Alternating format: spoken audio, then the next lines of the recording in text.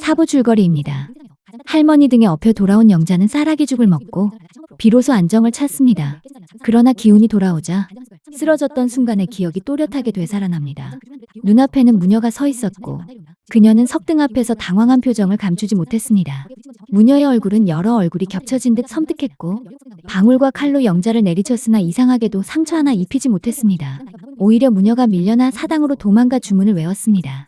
이때 숨어있던 늙은 광부의 혼이 나타나 자신을 업고 사금천 징검다리를 건너달라 청합니다. 영자는 어렵다고 했지만 어느새 할아버지를 업고 있었습니다. 그는 가족을 보고 싶다며 거듭 감사 인사를 전했습니다. 그러나 돌아오는 길 억울하게 죽은 광부들의 원혼이 돌과 곡괭이로 위협했지만 영자는 알 수 없는 힘으로 그들을 물리쳤습니다. 다리를 건너 쓰러진 순간 할머니가 달려와 품에 안아주셨습니다. 영자는 지금도 그것이 꿈인지 생시인지 알 수 없지만 두려움과 신비로움은 마음 깊이 새겨져 있었습니다. 그런 일이 있고 난 뒤 저녁이 되어 어둠이 내리기 전 무녀는 여느 날처럼 17개의 석등에 불을 밝히고 있었습니다. 영자는 문틈 사이로 그 모습을 지켜보고 있었지요. 16번째 석등에 불을 붙이고 마지막 17번째 석등까지 불을 켠 뒤 무녀가 암자로 돌아서려는 순간 가느다란 바람이 불어와 그 불이 꺼졌습니다. 무녀는 놀란 듯 다시 달려가 불을 붙였지만 불도 다시 바람에 꺼졌습니다. 몇 차례나 절을 하고 주문을 크게 외우며 불을 붙였지만 꺼졌다가 켜지기를 반복했습니다. 그 모습을 보다가 어느새 지쳐 잠들어 버렸습니다. 다음 날 저녁 무녀는 다시 석등에 불을 켰습니다. 그러나 이번에는 마지막 17번째 석등에는 불을 붙이지 않았습니다. 그로부터 석 달쯤 지난 어느 날 정말 오랜만에 암자를 찾는 이들이 있었습니다. 마을에서 온 중년 부부와 10대로 보이는 오누이였습니다. 영자는 그 무렵 국민학교에 가야 할 나이였으나 학교는 멀고 형편도 넉넉지 않아 다니지 못했습니다. 그래서 또래 아이들을 만날 기회조차 없었지요.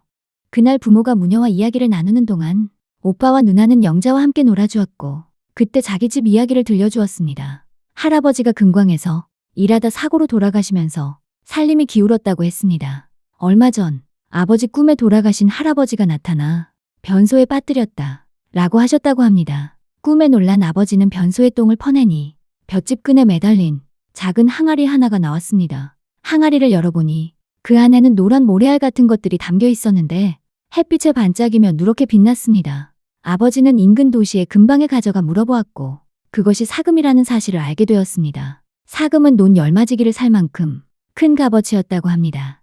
집도 마련하고 먹을 걱정도 사라졌다고 언니와 오빠는 말했습니다. 부부는 이 암자에서 돌아가신 아버지를 모시고 계셔서 이런 복을 받게 되었다 라며 무녀에게 정성스레 인사를 올렸습니다.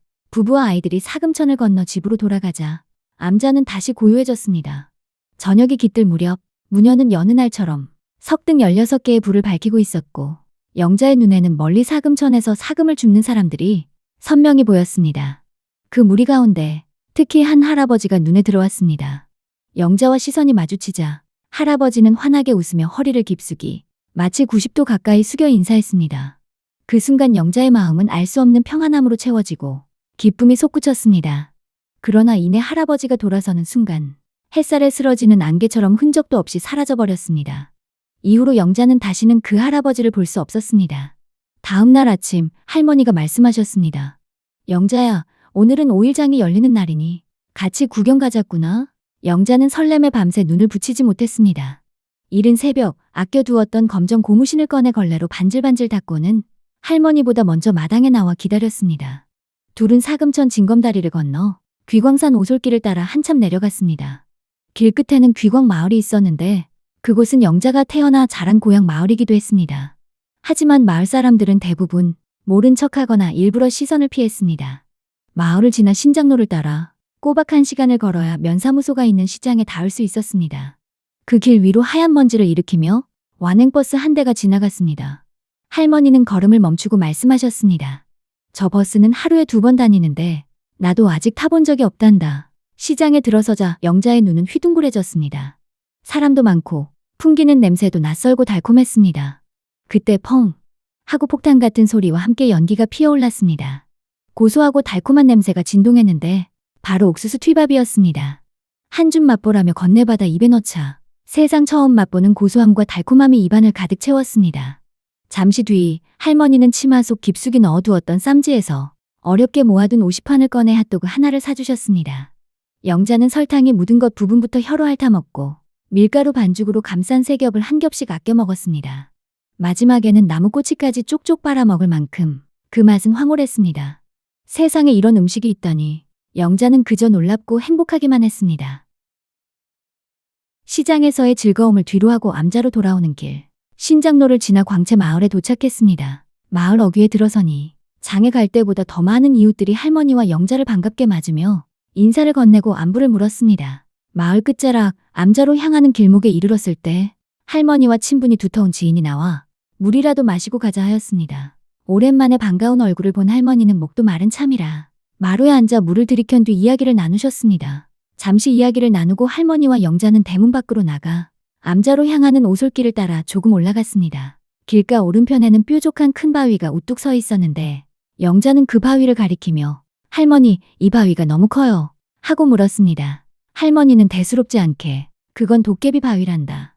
밤에 이 바위 옆을 지나면 도깨비가 잡아간다고들 하지 하고 말했습니다. 예전부터 도깨비 이야기를 들었던 영자는 순간 마음이 서늘해져 겁이 났습니다. 저녁거리를 준비해야 했던 할머니는 서둘러 오솔길을 걸어 사금천에 이르렀습니다. 징검다리만 건너면 암자였는데 그때 할머니는 갑자기 무릎을 치며 웃자지 웃자지 하고 중얼거리셨습니다. 무녀가 굿에서 반드시 써야 할 무구 한지와 신검을 마을 지인 집에 두고 온 것을 깨달으신 것입니다.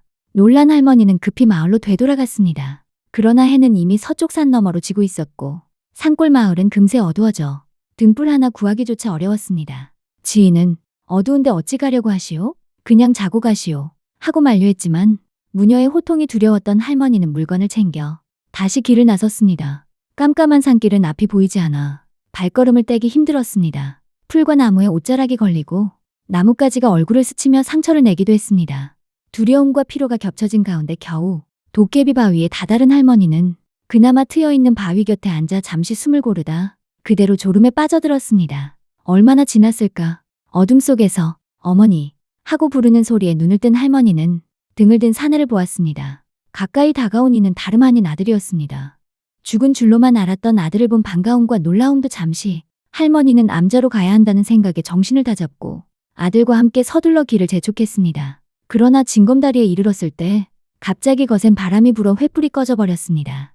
그제야 정신을 차린 할머니 눈앞에는 아들이 아니라 어린 영자가 손을 꼭 잡고 서 있었습니다. 너무나도 지쳐있던 영자는 그 자리에서 그대로 쓰러져 잠들어 있었지만 놀랍게도 상처 하나 없이 멀쩡했습니다. 할머니는 영자를 등에 업고 징검다리를 건너 온막 집으로 돌아왔습니다. 영자를 눕히고 무녀에게 물건을 전해준 뒤 걱정스러운 마음에 서둘러 돌아와 영자 곁에 앉아있다가 곁에서 영자를 지켜보며 어떻게 어두운 산길을 무사히 올 수 있었는지, 아들은 어떻게 된 일인지, 영자가 징검다리에 왜 있었는지 이런저런 생각을 하다 할머니도 잠들었습니다.